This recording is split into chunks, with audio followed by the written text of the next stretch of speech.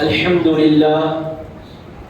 لله رب العالمين والصلاة والسلام على حبيبه سيد الأنبياء وأشرف المرسلين وعلى آله الطيبين الطاهرين وأصحابه الأكرمين الأفضلين وعلى من أحبهم وتبعهم بإحسان إلى يوم الدين.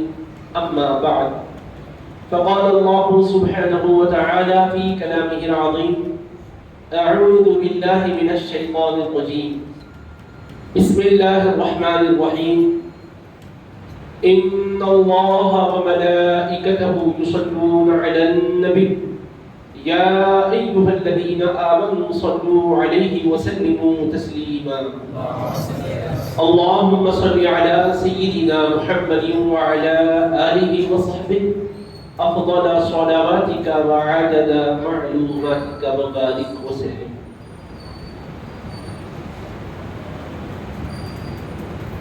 قابل احترام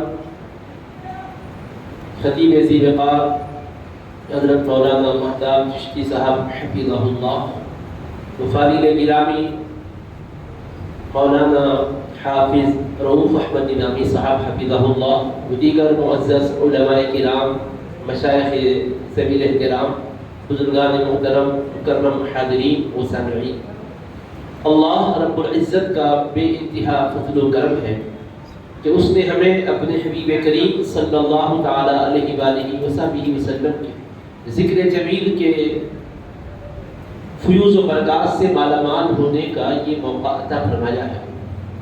میں اس مبارک کانفرنس کے اہتمام پر مولانا مہتاب چشتی صاحب اور ان کے رفقائے کار کو مبارکباد پیش کرتا ہوں، اور آپ تمام شرکت کنندگان کو بھی مبارکباد دیتا ہوں۔ حبیب پاک علیہ السلام کے تذکر جمیل کی مجلس میں شرکت اور مخاطبت ہر ایک کے لیے، خطاب کرنے والے کے لیے بھی سعادت کی بات ہے، اور سننے والے اور اہتمام کرنے والے حضرات کے لیے بھی سعادت کی بات ہے۔ اللہ کے محبوب علیہ السلام کا تذکرہ پستی میں رہنے والوں کو بلندی سے ہمکنار فرما دیتا ہے۔ یہ حبیب پاک علیہ السلام کے ذکر کی ہی برکت ہے کہ جو لوگ قعر مذلت میں پڑے ہوئے تھے انہیں اوج کمال کی رفعتیں اور بلندیاں نصیب ہوئی۔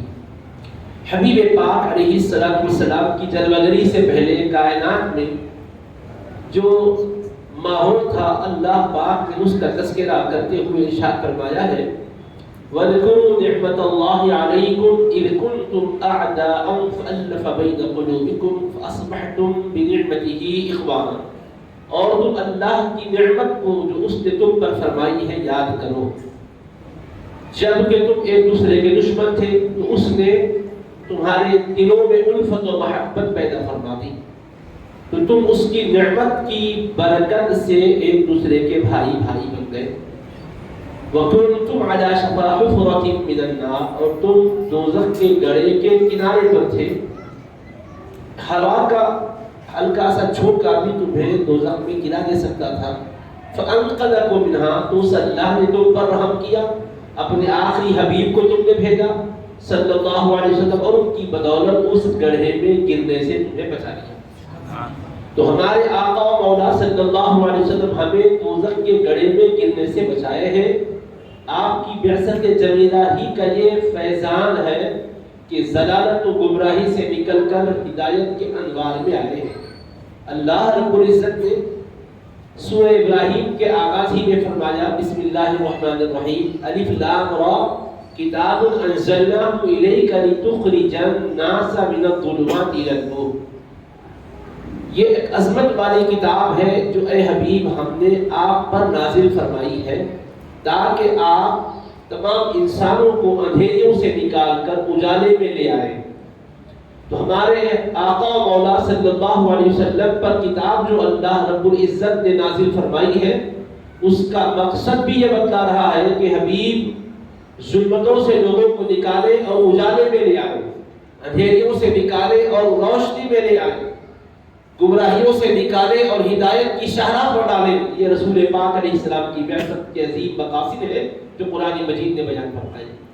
ہمارے آقا و مولا علیہ السلام اللہ تبارک و تعالیٰ کا عظیم انعام ہے بندوں پر، اور حبیب پاک کا تذکرہ کرنا اللہ کو بہت پسند ہے. حضور علیہ السلام کے تذکرے کے ذریعے سے دلوں میں حرارت پیدا ہوتی ہے، ایمان کو تازگی نصیب ہوتی ہے، حسن عمل کے لیے انسان کے اندر جذبہ بیدار ہوتا ہے. حبیب پاک صلی اللہ تعالیٰ علیہ وآلہ وسلم کے تذکرے کی برکتوں ہی کا یہ عالم ہے کہ اللہ کے حبیب علیہ السلام کے دامان لطف و کرم سے وابستہ رہنے والے پہلے کیا تھے؟ بتوں کی پرستش کرتے تھے، اپنے ہاتھوں سے مورتیوں کو بنا کر ان کے سامنے اپنی زمینیں جھکایا کرتے تھے. مگر حبیب پاک علیہ السلام سے جب وابستہ ہو گئے تو انہیں معبود برحق کا پتہ مل گیا، مسجود حقیقی کی بارگاہ میں سجود نیاز پیش کرنے کا سلیقہ آ گیا. رب العالمین کے حبیب نے انہیں بتایا، اللہ کا کلام سنا کر، یا ایھا الناس اعبدوا ربکم الذی خلقکم والذین من قبلکم لعلکم تتقون. اے لوگوں تم اپنے اس پروردگار کی عبادت کرو جس نے تمہیں پیدا کیا. لوگ خود اپنے ہاتھوں سے بناتے تھے اور اس کے سامنے جھکتے تھے. اللہ نے حبیب کے ذریعے سے کہلوایا، مصطفیٰ یہ بتاؤ کہ اپنے ہاتھوں سے تم جو بناتے ہو وہ تمہارا معبود نہیں ہے. جس نے عدم سے تمہیں وجود بخشا ہے وہ تمہارا خالق، وہی تمہارا معبود ہے، اسی کی عبادت اور بندگی تمہیں کرنی ہے. پھر تم کو بھی پیدا کیا، تم سے پہلوں کو بھی پیدا کیا تاکہ تم متقی بن جاؤ. ہمارے آقا علیہ السلام تشریف لائے اللہ کی عبادت کا قانون لے کر. ہمارے آقا علیہ السلام تشریف لائے حسن اخلاق کا قانون لے کر. ہمارے آقا علیہ السلام تشریف لائے تصور آخرت کا اجالا لے کر. یقین کی کیفیتوں سے سرفراز فرمانے کے لیے مصطفیٰ علیہ السلام تشریف لائے. علم کی شمع جلائی ہے مصطفیٰ علیہ السلام نے. ایسے حبیب پاک علیہ السلام کے تذکرے میں یقیناً برکت رحمت ہی ہے جس سے ہماری زندگیاں سنورتی ہیں. اللہ رب العزت ارشاد فرما رہا ہے، لقد من اللہ علی المؤمنین، بالیقین اللہ نے عظیم احسان فرمایا ہے ایمان والوں پر. اذ بعث فیہم رسولا من انفسہم، جبکہ اس نے انہی میں سے ایک عظمت والے رسول کو مبعوث فرمایا. یتلو علیہم آیاتہ ویزکیہم ویعلمہم الکتاب والحکمہ. وہ عظیم رسول تشریف لا کر کیا کرتے ہیں؟ اللہ کے کلام کی آیتیں پڑھ پڑھ کر بندوں کو سناتے ہیں اور اپنی نگاہ پر انوار کے فیضان اثر سے ان کی دلوں کی کائنات کو سنوارتے ہیں، دلوں میں روشنی منتقل فرما دیتے ہیں. نبی پاک علیہ السلام ان کی اخلاقی زندگیوں کو سنوارتے ہیں، دلوں کو مجلہ مزکہ مصفح فرماتے ہیں. وَيُعَلِّمُهُمُ الْكِتَابَ وَالْحِکْمَةَ، اور انہیں کتاب اور حکمت کا علم عطا فرماتے ہیں. وَإِن كَانُوا مِن قَبْلُ لَفِي ضَلَالٍ مُبِينٍ، بالیقین حبیب کی جلوگری سے پہلے سارے کے سارے لوگ کھلی گمراہی میں مبتلا تھے. اللہ کے حبیب علیہ السلام کی جلوگری سے پہلے دنیا گمراہی کا شکار تھی. اور رسول پاک علیہ السلام تشریف لائے تو ہدایت کا اجالا دنیا کے اندر آ گیا. اور پھر عالم کیا تھا؟ تمام انسانیت میں سب سے زیادہ مظلوم خواتین تھیں. رسول پاک علیہ السلام کی جلوگری سے پہلے عورتوں کو ان کا کوئی حق نہیں دیا جاتا تھا. ہمارے آقا علیہ السلام تشریف لائے، پہلا دنیا میں قدم حبیب پاک علیہ السلام کا آیا تو فیض کیا مل گیا؟ ابو لہب کو اس کی بانی سویبہ نے خوشخبری سنائی، مبارک ہو تمہارے بھائی عبداللہ کے گھر ایک شہزادے تولد ہوئے ہیں. تو وہ اپنے بھتیجے کی ولادت کی خوشی میں انگلی کا اشارہ کر کے اپنی بانی کو آزاد کر دیا. حل انت حرہ اذهبی، کہا تو آزاد ہے چلی جا. اس کا یہ صلہ اللہ اس کو دیتا ہے کہ ابو لہب کے مرنے کے بعد جبکہ اس پر عذاب ہو رہا ہے لیکن ہر دو شبے کو اس کے انگوٹھے اور شہادت کی انگلی کے بیچ سے کچھ پانی نکلتا ہے جس کو چوستا ہے تو اس کو تسکین ملتی ہے. سیدی شیخ الاسلام اسی حقیقت کو اپنے اشعار میں بیان فرماتے ہیں.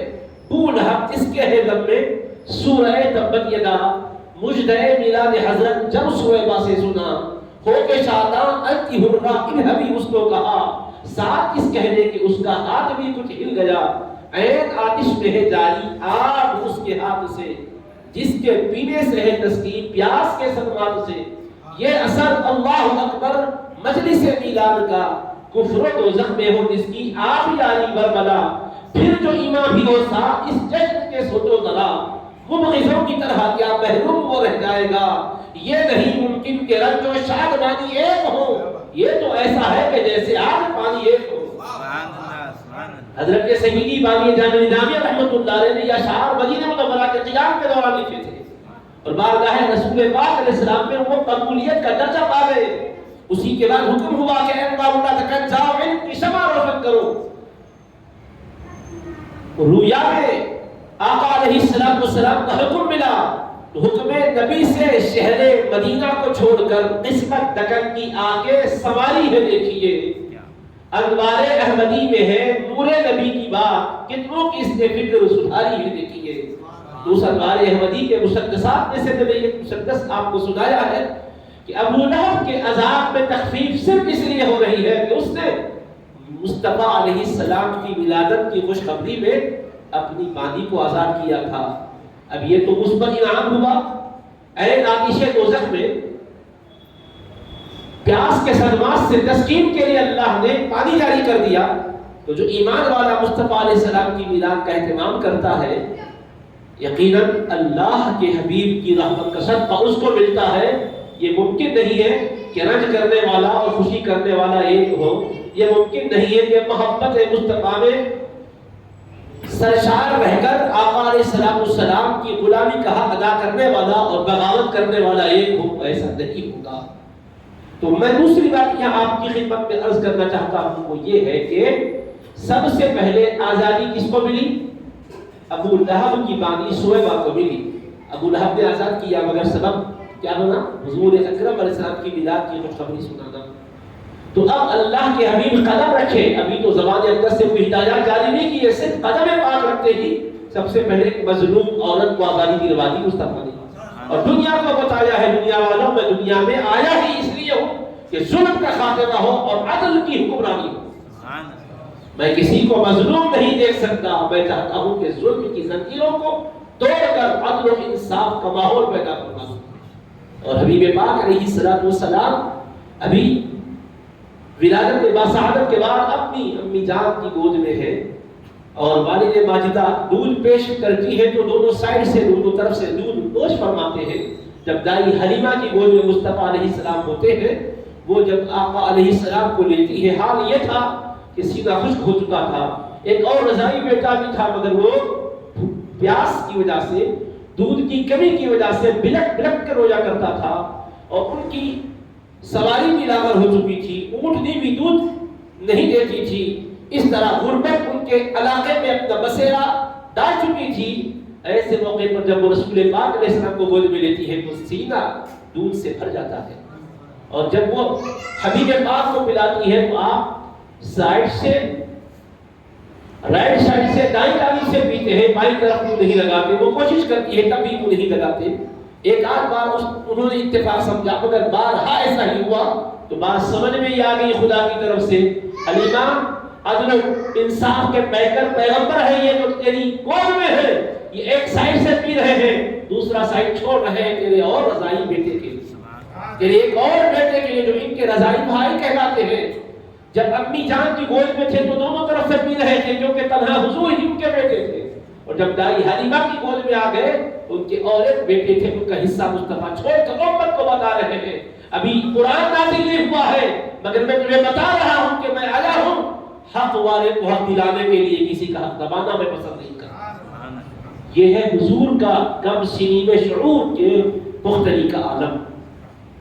وہ رسول پاک علیہ السلام جب بعثت مقدسہ کے بعد وحی الہی کا نزول ہوتا ہے غار حرا میں ہوتے ہیں. قرآن کریم کی آیات بینات نازل ہوئی.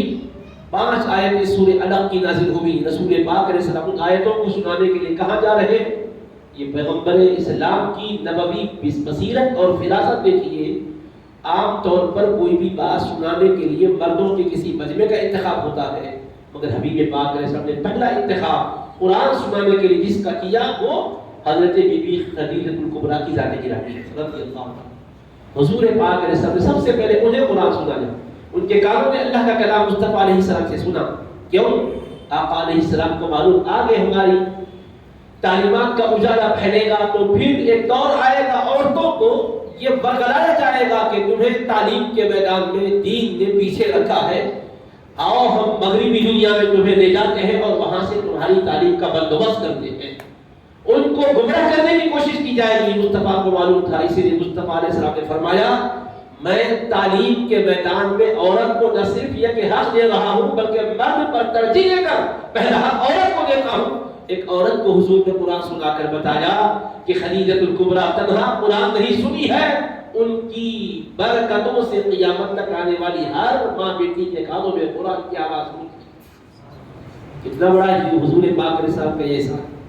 حالات بعد میں سامنے آ رہے ہیں مگر پیغمبر اسلام اس زمانے سے ہی حالات کا بخوبی اندازہ کر کے ایسے اشارے دے رہے ہیں جس سے آنے والے دور کے اندر اجالے ملتے ہیں. اشاروں میں اتنے اجالے ہیں تو رسالوں میں اور مقالوں میں کیا کیا اجالے ہوں گے. اللہ کے حبیب صلی اللہ تعالی علیہ وآلہ وسلم نے تعلیم کے دروازے بھی کھولے، کیونکہ ایک عورت تعلیم سے وابستہ ہوتی ہے تو اس کی گود سے جنم لینے والی اولاد علم کی برکتوں سے مالا مال ہو کر معاشرے کے اندر بہترین انقلاب برپا کرنے والی ہو سکتی ہے. اسی لیے رسول پاک علیہ السلام نے ملاحظہ فرمایا اور ہوا بھی ویسا ہی. حضرت خدیجہ الکبریٰ نے جب سنا کلام مصطفیٰ کو، کلام خدا کو، تو ان کے دل کے اندر جو اجالا تھا اور وہ تیز ہو گیا. حبیب پاک علیہ السلام نے بظاہر حالات کی وجہ سے ایک فکر کا اظہار کیا تھا. بی بی خدیجہ الکبریٰ رضی اللہ عنہا نے کہا کلا واللہ ما یخزیک اللہ ابدا، ہرگز آپ فکر نہ کریں یا رسول اللہ، اللہ آپ کو بے وقار اور بے آبرو نہیں رکھے گا. ایسا نہیں ہوگا کہ آپ کی آبرو اور آپ کی عظمت اور آپ کی عزت متاثر کر دی جائے. میرے آقا آپ کا رب آپ کی آبرو، آپ کی عزت، آپ کے ناموس کا محافظ حقیقی ہے، کبھی وہ آپ کو بے آبرو نہیں رکھے گا، بے یار و مددگار نہیں چھوڑے گا. انک لتصیل الرحیم، بے شک آپ رشتہ داروں کے ساتھ اچھا سلوک کرتے ہیں. وہ تصدق الحدیث، سچی باتیں بتلاتے ہیں. وہ تحمل الکل، ناتوانوں کا بوجھ اٹھاتے ہیں. وہ تقری الضیف، مہمانوں کی ضیافت فرماتے ہیں. وہ تکسب المعلوم، مفلس و قلاش، لوگوں کو کمائی کے لائق بناتے ہیں، ان کو روزگار سے لگاتے ہیں. وہ تعین علی نوائب الحق، حق کی راہ میں مصیبت آتی ہے تو آپ ان کی مدد فرماتے ہیں. آپ یتیموں کے دستگیر ہیں، بیواؤں کے مددگار ہیں، بے سہاروں کے سہارا ہیں. حضور آپ کی کتاب زندگی میں جو چمک رہی ہے یہ پیاری تعلیمات اور یہ پیارے احوال، یہ اس بات کا اشارہ کر رہے ہیں کہ اللہ ہمیشہ آپ کا حافظ و ناصر و پاسبان و مددگار رہے گا، کبھی بھی اللہ آپ کو بے آبرو نہیں چھوڑے گا. ذرا اسی سے حضرت خدیجہ الکبریٰ کی غیر معمولی فراست کا بھی اندازہ کرو. جب قرآن مصطفیٰ کی زبان سے وہ سنی تو دل میں جو نور اتر گیا، زبان سے یہ کہلوا رہا ہے کہ اے آقا آپ کو کوئی فکر لاحق نہیں ہونی چاہیے، اس لیے کہ میں آپ کی سیرت طیبہ کی گواہی دے رہی ہوں. اور کسی کی بیوی اگر اس کے کردار کی گواہی دے تو اس کے کردار پر کسی اور کو انگلی اٹھانے کا موقع نہیں ملتا. اس لیے کہ انسان کی بیرونی زندگی کو بہرحال تکلف سے وہ گزار لے سکتا ہے، یوں تو اپنے آپ کو سنوار کے دکھا کے گزار سکتا ہے، مگر حقیقی زندگی گھر میں اس کی ظاہر ہو ہی جاتی ہے. مصطفیٰ علیہ السلام کی پاکیزہ زندگی کی گواہی قرآن کے نازل ہونے کے بعد سب سے پہلے ام المؤمنین خدیجہ الکبریٰ رضی اللہ عنہا نے دی اور حبیب پاک علیہ السلام کے بارے میں دنیا کو بتائی ہے کہ یہ آقا اللہ کے وہ حبیب ہیں کہ جو ساری انسانیت کے زخموں کے طبیب ہیں. ساری انسانیت کے دکھوں کا حبیب پاک علیہ السلام مداوا، رنج و غم حضور پاک علیہ السلام گوارا بھی کر سکتے بلکہ بے چیخ کر اس کا ازالہ فرماتے ہیں. یہ ہے حبیب پاک علیہ السلام کی پاکیزہ زندگی سے انہوں نے جو سبق لیا تھا اس کا اظہار فرمایا. اچھا جناب، حالات کے اعتبار سے آپ ذرا اس کو غور کیجئے. رسول پاک صلی اللہ علیہ وسلم کی کیسی بے داغ سیرت ہے کہ حضرت سیدہ خدیجہ الکبریٰ رضی اللہ عنہا نے اپنا تأثر پیش کیا اور حبیب نے انہیں پہلے قرآن سنایا کیونکہ مصطفیٰ علیہ السلام آگے کے ادوار کے لیے اپنے شہزادگان کو ان کے ذریعے سے دنیا میں لانا چاہتے ہیں اور ان کی تربیت ام المؤمنین کے ذریعے سے جو ہوتی ہے اس سے دنیا میں ایک بہترین سبق پہنچتا ہے، درس پہنچتا ہے.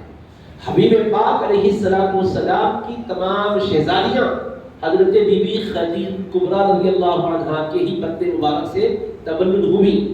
اور شہزادگان والا شان میں سے ایک حضرت ابراہیم رضی اللہ عنہ کے سوا باقی سارے وہ بھی حضرت بی بی خدیجہ الکبریٰ رضی اللہ عنہ سے تولد ہوئے۔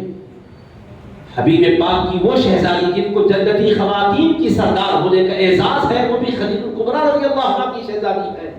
تو مصطفیٰ نے قرآن پہلے سنایا اور بتایا کہ خدیجہ تمہارے دل کو قرآن پہلا نور دے رہا ہے تاکہ تمہاری گود میں پرورش پانے والی وہ نسل انسانی کے لیے نمونہ بن جائے کہ جن کے کردار کی پاکیزگی سے دنیا کو حسن کردار کی دولت نے لازوار مل جائے۔ تو حبیب پاک کے انتخاب کی من جملہ حکمتوں کی حکمت یہ بھی ہے کیونکہ ایک خاتون کی زندگی سنورتی ہے تو اولاد بھی نکھرتی ہے، اور پھر اولاد ان کی آغوش سے حسنین کریمین کی شکل میں دنیا کو ملتی ہے جو جنتی جوانوں کے سردار ہیں۔ وہ حضرت سید کائنات کے شہزادگان ہیں اور انہی کی دادی جان، انہی کی نانی جان حضرت بی بی خدیجہ الکبریٰ رضی اللہ عنہ۔ تو قرآن یوں مصطفیٰ نے سنایا تو قرآن ان کو اپنے اندر کے انوار سے اس قدر منور کیا کہ وہ نور منتقل ہو رہا ہے، وہ نور منتقل ہو رہا ہے۔ باطل کے سامنے ڈٹ جانے کا جذبہ جو حسنین کریمین کی بابرکت زندگیوں سے ملا ہے، یہ بھی حضرت بی بی خدیجہ الکبریٰ کے اس قرآن سننے کی برکت ہے۔ تو اللہ کے حبیب کی حکمت دیکھیے کہ دنیا میں کوئی یہ کہہ نہ سکے کہ عورت کو علم میں پیچھے کیا، مصطفیٰ نے پہلا علم بھی دیا تو خاتون کو دیا، اور کوئی یہ نہ کہے کہ عورت کے مسائل کا پیغمبر اسلام کی سیرت میں کوئی حل نہیں ہے، مصطفیٰ نے پہلے ہی سویبہ کو آزادی دلا کے دے دیا ہے، میں آتے ہی سب سے پہلے تو تم کو رہا کیا، اس سے بہتر اور کیا چاہتے ہو؟ پھر حبیب پاک آگے کے اعتبار میں تعلیم دے رہے ہیں، عورتوں کے حقوق بھی بتا رہے ہیں، کمزوروں کے حقوق بھی بتا رہے ہیں، اور پڑوسیوں کے حقوق بھی بتا رہے ہیں، ماں باپ کے حقوق بھی بتا رہے ہیں۔ ایسے بابرکت نظام تعلیم کو دینے والے مصطفیٰ علیہ السلام کا ہم یوم منا رہے ہیں جو معلم کتاب و حکمت ہے، جنہیں رب نے بھیجا تاکہ کتاب و حکمت کے علم سے آپ کائنات کو واقف کروائیں۔ اور کیا حضور پاک علیہ السلام کی پاکیزہ زندگی رہی ہے، اللہ کے حبیب علیہ السلام کی کتاب زندگی کا ہر صفحہ چمک رہا ہے، اور صفحے کے ہر لائن اور سطر کو آپ دیکھیں گے تو وہ بھی چمکدار نظر آ رہی ہے، ہر فقرہ چمک رہا ہے، ہر جملہ چمک رہا ہے، ہر کلمہ چمک رہا ہے، کلمے کا ہر حرف جگمگا رہا ہے، حرف کا ہر نقطہ شد و مد زیر و زبر جگمگا رہا ہے، اور دنیا کو اجالا دے رہا ہے۔ وہ پاکیزہ کردار کے حامل ہے مصطفیٰ علیہ السلام۔ ہم آقا علیہ السلام کا ذکر مبارک کیا کرتے ہیں؟ زندگیوں کو سنوارنے کا انتظام کرتے ہیں۔ رسول کریم علیہ السلام کو امت سے کتنا پیار ہے۔ قرآن مجید میں حق تبارک و تعالیٰ نے فرمایا لقد جاءکم رسول من انفسکم عزیز علیہ ما عنتم، ایسے عظمت والے رسول تمہارے پاس تشریف لائے ہیں کہ تمہارا مشقت میں پڑنا حبیب پر گراں گزرتا ہے۔ ذرا بھی کسی کو کوئی تکلیف ہو مصطفیٰ علیہ السلام اس کو گوارا نہیں فرماتے، ہمیشہ امت کی بھلائی کی فکر میں رہتے ہیں۔ حریص علیکم، وہ تمہاری بھلائی کے بے پناہ چاہنے والے ہیں۔ بالمؤمنین رؤوف الرحیم، ایمان والوں پر کمال درجہ مہربان، ہر درجہ کرم نواز ہے، بے حد شفیق و مہربان ہے مصطفیٰ علیہ السلام۔ عام انسانوں پر بھی لطف و کرم کی برسات ہے، ایمان والوں پر تو پوچھئے مت کیا کیا حضور کی کرم نوازیاں ہیں۔ اللہ رب العزت کا اسی لیے ارشاد ہے ان اللہ و ملائکتہ یصلون علی النبی، بے شک اللہ اور اس کے تمام فرشتے ہمیشہ نبی کریم علیہ السلام پر درود بھیجتے ہیں۔ اے ایمان والو، یا ایھا الذین آمنوا صلوا علیہ وسلموا تسلیما، اللهم صل علی سیدنا محمد وعلی آلہ وصحبہ افضل صلواتک وعدد معلوماتک وبارک وسلم۔ اے ایمان والو، تم اس نبی رحمت علیہ السلام پر درود بھیجو اور خوب خوب سلام بھیجو جیسا کہ بھیجنے کا حق ہے، ادب اور تعظیم کے ساتھ سلام بھیجو۔ تو اللہ نے اس میں کیا بتایا؟ میں اس کے علمی نکات مختصر وقت میں مختصر طریقے پر سیدی شیخ الاسلام بانی جامع نظامیہ رحمۃ اللہ تعالی علیہ نے جو بیان کیے ہیں وہ آپ کے گوش گزار کرتا ہوں، اپنی بات کو سمجھتا ہوں۔ چونکہ ایک عارف باللہ کا کلام ہے اور عاشق رسول اللہ صلی اللہ علیہ وسلم کا کلام ہے، اور وہ بھی مدینہ منورہ کے قیام کے دوران انہوں نے اس کو لکھا ہے، اور اس پر تھوڑی سی توجہ آپ کی چاہیے۔ بات علمی ضرور ہے، مگر چونکہ یہ محفل بھی عام محفلوں جیسی نہیں ہے جہاں الحمدللہ فیضان چشتیہ بھی ہے، فیضان نقشبندیہ بھی ہے، فیضان قادریہ بھی ہے، فیضان سہروردیہ بھی ہے، فیضان کل اولیاء بھی ہے، فیضان کل صلحہ بھی ہے، اور بلا لحاظ فکر و نظر جملہ ائمہ اہل سنت کا فیضان الحمدللہ ہمیں مل رہا ہے، کیونکہ ہم جغرافیائی سطح پر ولیوں کو بانٹتے نہیں ہیں، ہم اللہ کے ہر ولی سے اللہ کا ولی ہونے کے ناطے محبت کرتے ہیں۔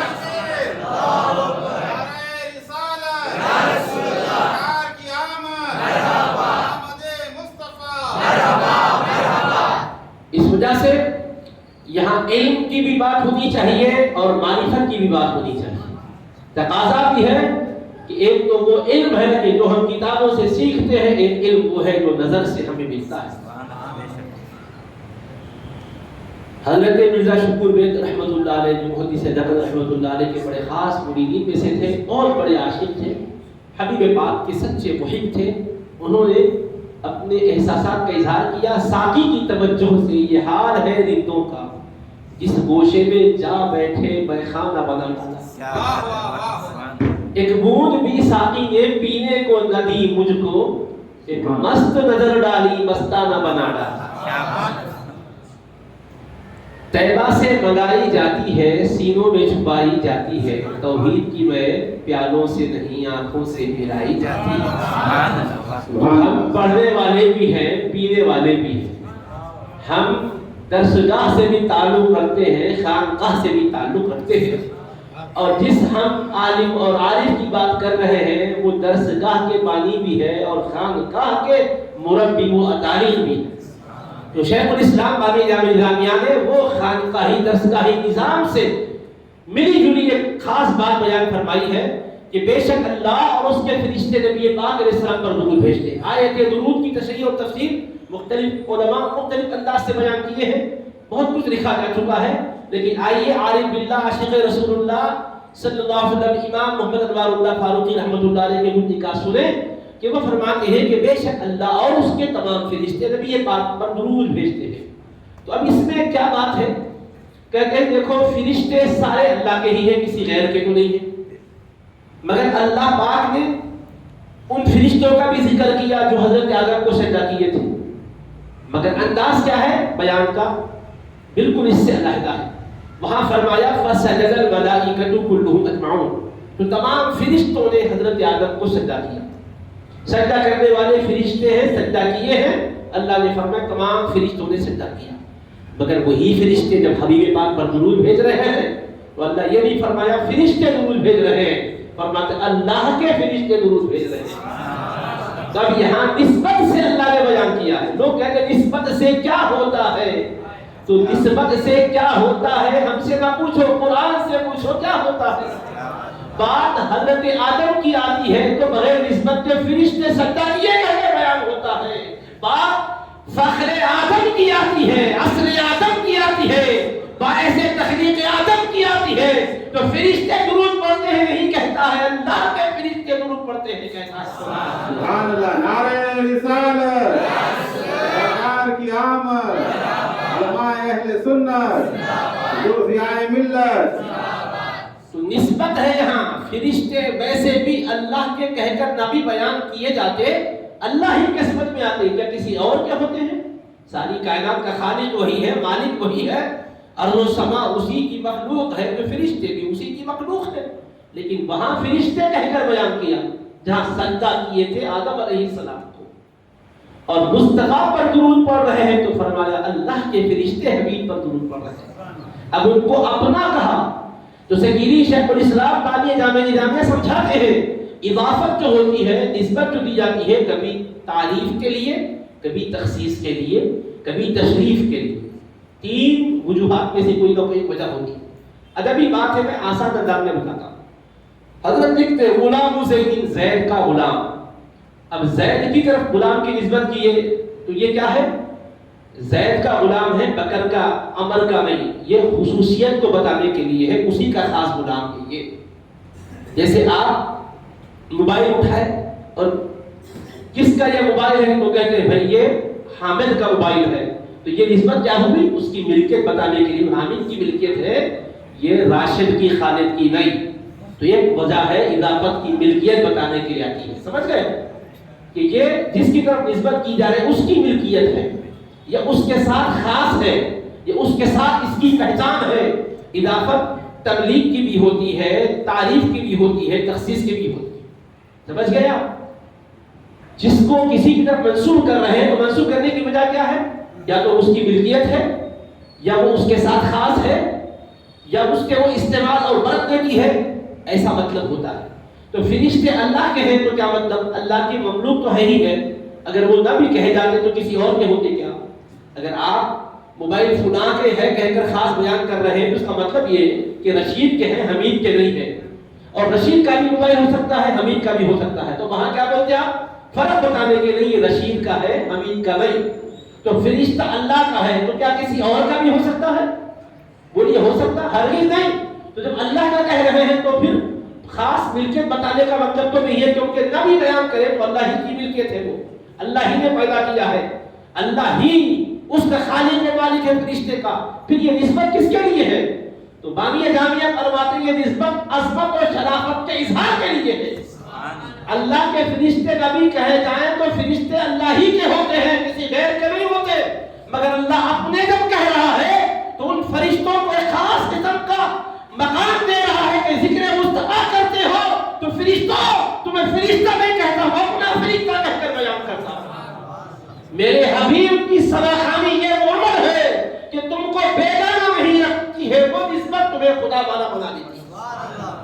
کیا سمجھے؟ بات سمجھ میں یہ آ رہی ہے کہ محبوب کی نسبت اللہ کو اتنی عزیز اور پیاری ہے کہ جو محبوب کا سراخہ ہوتا ہے اللہ اس کو اپنا فرماتا ہے. بے شک اللہ اور اس کے فرشتے، تو فرشتے اللہ کے کیا ہے کہ اللہ کی مخلوق تو ہے ہی ہے. اللہ کی طرف نسبت نہ کرے بھی تو اللہ کی مخلوق ہے، اللہ کی مملوک ہے. مگر اب یہ نسبت کی ہے اللہ نے کیا بتانے کے لیے؟ ان کی بزرگی اور شرافت و عظمت بتانے کے لیے. تو یہ اضافت و نسبت کس کی ہے؟ بولیے قدر افزائی کے لیے، بولیے عزت افزائی کے لیے، مرتبے کے اظہار کے لیے. تو ان فرشتوں کے مرتبے کا اظہار کیوں ہو رہا ہے؟ اس لیے کہ وہ محبوب پر درود بھیج رہے ہیں. تو ذکر مصطفیٰ کی نسبت نے فرشتوں کو بھی اللہ کے خاص قرب سے ہمکنار کر دیا. بے گناہ مخلوق کو نسبت ذکر رسول بلند کرتی ہے تو ہم گناہگاروں کے گناہ بھی بخش دیے جاتے ہیں. اس نسبت سے درجات کی بلندیاں بھی ہوتی اسی نسبت سے.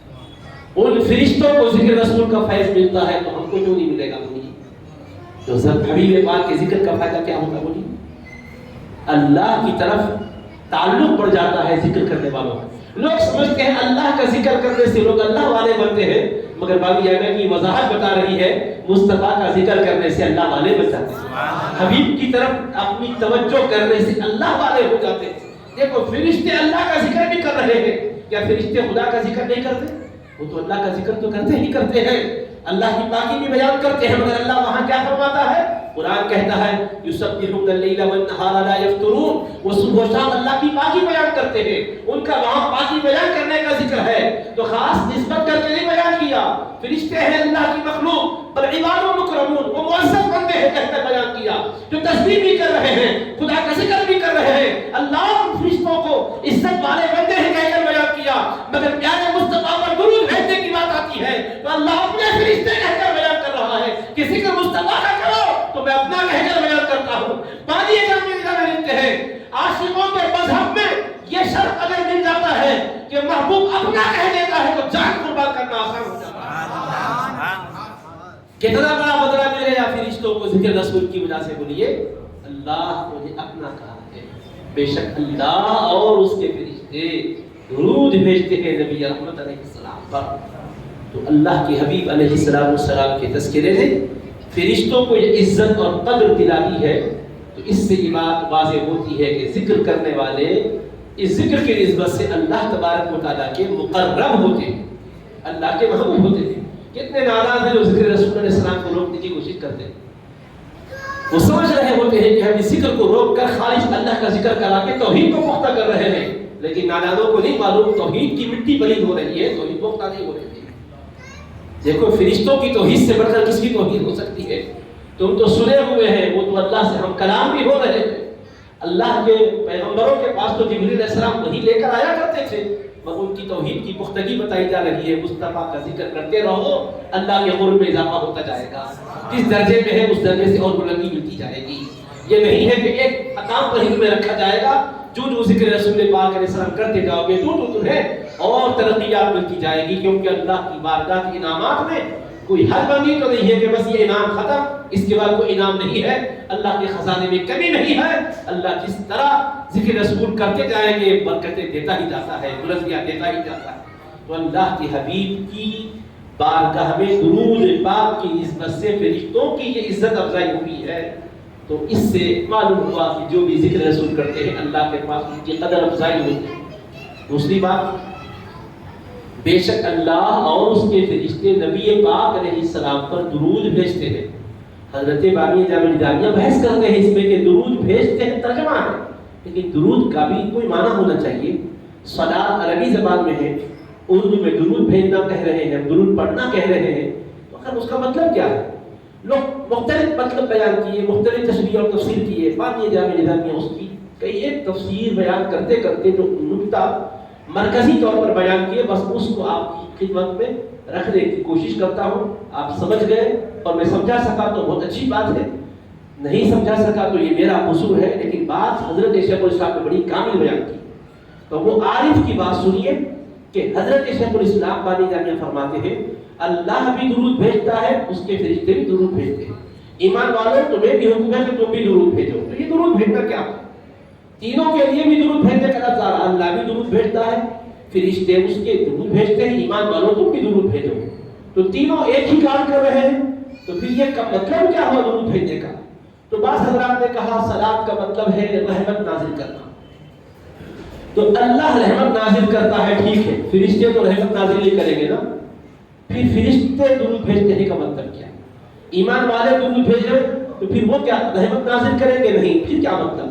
اب اس کی تفسیر میں لکھا ہے کہ اللہ درود بھیجتا ہے کہ مطلب اللہ رحمت نازل کرتا ہے، فرشتے اللہ سے دعا کرتے ہیں، درخواست کرتے ہیں، اور عام ایمان والے بھی اللہ کی بارگاہ میں معروضہ کرتے ہیں، التجا کرتے ہیں۔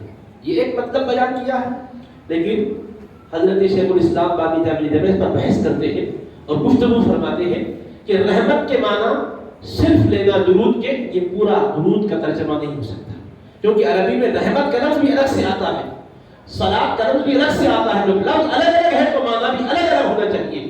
تو حبیب کے لیے صلاۃ کا جب لفظ آیا ہے تو صرف رحمت مراد نہیں ہے، رحمت خاصہ مراد ہے، جو صرف مصطفیٰ ہی کا حصہ ہے، حتیٰ کہ وہ رحمت خاصہ کسی پیغمبر کا بھی حصہ نہیں، کسی رسول کا بھی حصہ نہیں۔ سبحان اللہ، نعرہ رسالت، نعرہ رسالت، سرکار کی آمد۔ ہر پیغمبر پر اللہ کی رحمت ہے، ہر رسول پر اللہ کی رحمت ہے، ہر ولی پر اللہ کی رحمت ہے، ہر مومن پر اللہ کی رحمت ہے۔ یہی نہیں، وہ رحمتی وسعت کل شیء، ہر چیز پر اللہ کی رحمت ہے۔ کون سی شے ایسی ہے جو خدا کی رحمت کے باہر ہو؟ بتاؤ۔ پھر جب سب پر رحمت ہے تو پھر مصطفیٰ پر اللہ رحمت بھیجتا ہے، کیا مطلب ہے؟ تو بانی جامعہ فرماتے ہیں کہ وہ رحمت مراد نہیں ہے جو ہر ایک پر ہے، مصطفیٰ پر رحمت خاصہ مراد ہے۔ وہ کیسے؟ فرماتے ہیں، اللہ فرماتا ہے وما ارسلناک الا رحمۃ للعالمین، اے حبیب ہم نے آپ کو سارے عالموں کے لیے رحمت بنایا ہے۔ حضور کی ذات تمام عالموں کے لیے منبع رحمت ہے، یعنی کائنات کا کوئی حصہ ایسا نہیں ہے جس کو مصطفیٰ کی رحمت کا صدقہ نہ ملتا ہو۔ تو ہر ایک کو جو خدا کی رحمت مل رہی ہے وہ بس مصطفیٰ کی بارگاہ سے مل رہی ہے۔ اسی لیے رب نے چاہا میرے مصطفیٰ ساری کائنات پر آپ کی رحمت ہے اور آپ کی ذات پر فقط میری رحمت ہے، یعنی ہر ایک پر رحمت بواسطہ مصطفیٰ ہے، اور مصطفیٰ پر رحمت خاص سے خدا ہے، خاص سے رحمت خاصہ وہ بارگاہ خدا کا دی خاصہ ہے۔ اللہ فرما رہا ہے محبوب آپ کی ذات کو میں نے سرچشمہ بنایا رحمت کا، میں نے منبع بنایا رحمت کا، میں نے مرکز بنایا رحمت کا۔ ہر آن آپ کی بارگاہ سے لوگوں کو خیرات رحمت مل رہا ہے۔ ایک لمحہ بھی مصطفیٰ آپ کے در سے رحمت بٹنا بند ہو جائے دنیا ختم ہو جائے گی، کوئی رہ نہیں سکے گا میرے مصطفیٰ۔ لہٰذا ہمیشہ میں کیا کرتا ہوں؟ اپنی خاص رحمتوں کی برسات آپ پر فرماتا رہتا ہوں، تاکہ ادھر سے لیتے رہو ادھر کائنات کو دیتے رہو میرے مصطفیٰ۔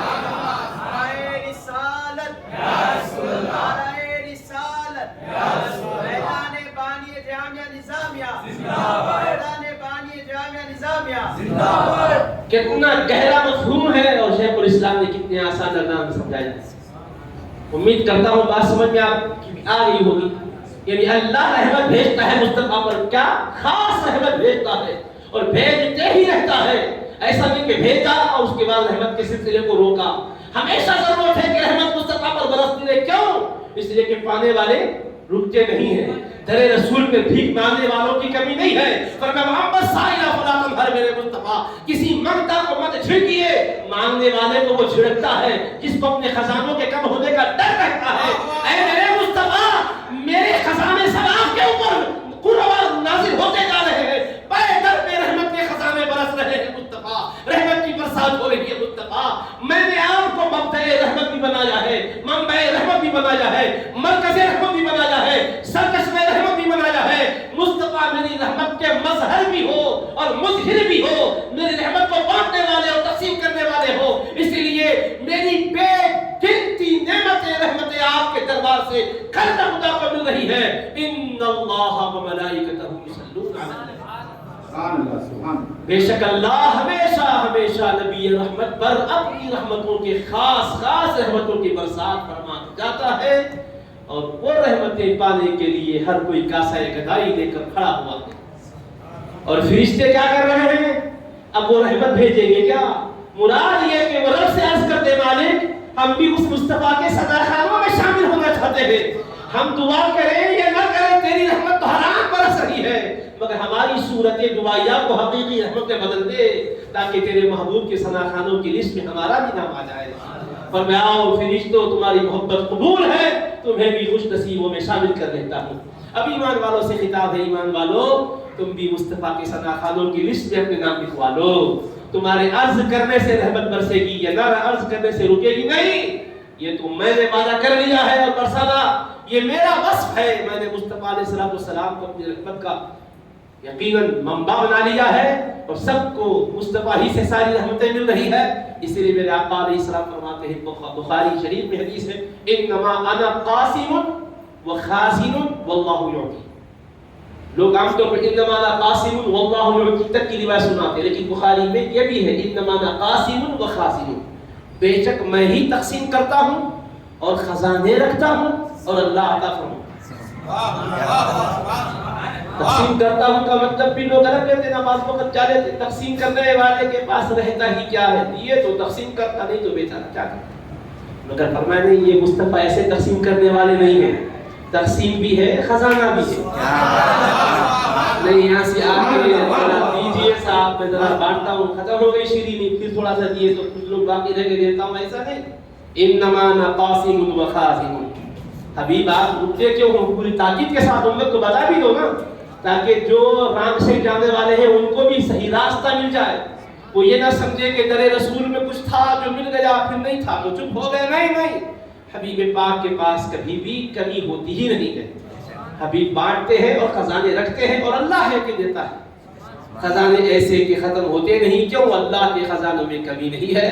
اللہ کی پہمتائیں مصطفیٰ کے ساتھ ہے، مصطفیٰ علیہ السلام سے کائنات کو مل رہی ہے. تو آیت درود کے چند نکات میں سے 2 نقطے میں نے آپ کے گوش گزار کیے.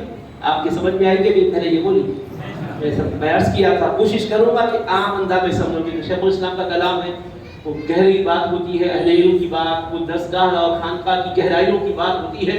مگر میرے دل میں آیا کہ چونکہ یہاں بھی آپ مسلسل بیٹھے ہوئے ہیں اور عصر و مغرب کے درمیان کا وقت ہے، قبولیت دعا کی گھڑیاں ہیں، کہ ہم اللہ کے حبیب پاک علیہ السلام پر اللہ کی رحمت خاصہ کے بیان کو اپنی آخرت کے لیے سرمایہ بنا دیں. اور سیدی شیخ الاسلام اس میں دعائیہ کریمات بھی لکھتے ہیں، الہ العالمین جس طرح تو نے اپنے حبیب صلی اللہ علیہ وسلم کو ہماری طرف متوجہ فرمایا ہے، ہمیں بھی عقل سلیم اور فہم سلیم عطا فرما کہ اپنے حبیب کی کرم نوازیوں کو، حبیب کی مہربانیوں کو سمجھیں اور تیری اور تیرے حبیب کی ہم قدر کر سکیں. اس لیے کہ کیسے کریم حبیب ہے، ہر وقت ان کو ہماری طرف تو نے متوجہ فرمایا ہے اور حبیب کی توجہ کی برکت سے ہمارے مسائل حل ہو رہے ہیں.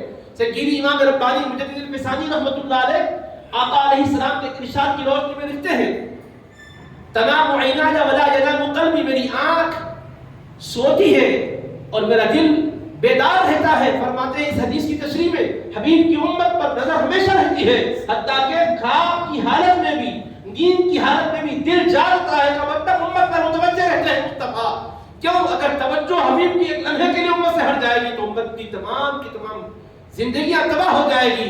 اس لیے اللہ نے مصطفیٰ کو امت پر مہربان بنایا، کرم نواز بنایا. ایسے کرم نواز آقا علیہ السلام کے ذکر کے لیے اللہ نے ہمیں شرف بخشا ہے. ہم اپنے اس پروردگار کی توفیق پر شکر بجا لاتے ہیں اور بارگاہ یزدی میں ہم ملتجی ہے کہ مالک و مولا تو نے جس طرح محبوب پاک کے ذکر کی سعادت بخشی ہے، حبیب پاک کی پیاری پیاری سنتوں پر عمل کی سعادت عطا فرما. ہمیں نفس کی سرکشیوں سے باز رہنے کی توفیق عطا فرما. بزرگان دین کے فیوزات سے ہمیں مالا مال فرما. تکبر سے، غرور سے، نقبت سے اے اللہ ہمیں بچائے رکھ. ہمیشہ عاجزی، خاکساری، فروتنی کا پیکر بنائے رکھ. جب تک دنیا میں زندہ رکھ مولا اسلام پر عمل کی توفیق کے ساتھ زندہ رکھ. وقت اخیر آئے تو مولا ایمان پر خاتمہ عطا فرما. خدا یا بحق بنی فاطمہ کبر قول ایمان کنم خاتمہ اگر دعوت مرد کنی والقبول منو دست دامان آل رسول وصلی اللہ تعالی علی خیر خلقه سیدنا محمد وعلى آلہ وصحبہ اجمعین برحمتک یا ارحم الراحمین والحمد للہ رب العالمین. نعرہ رسالت.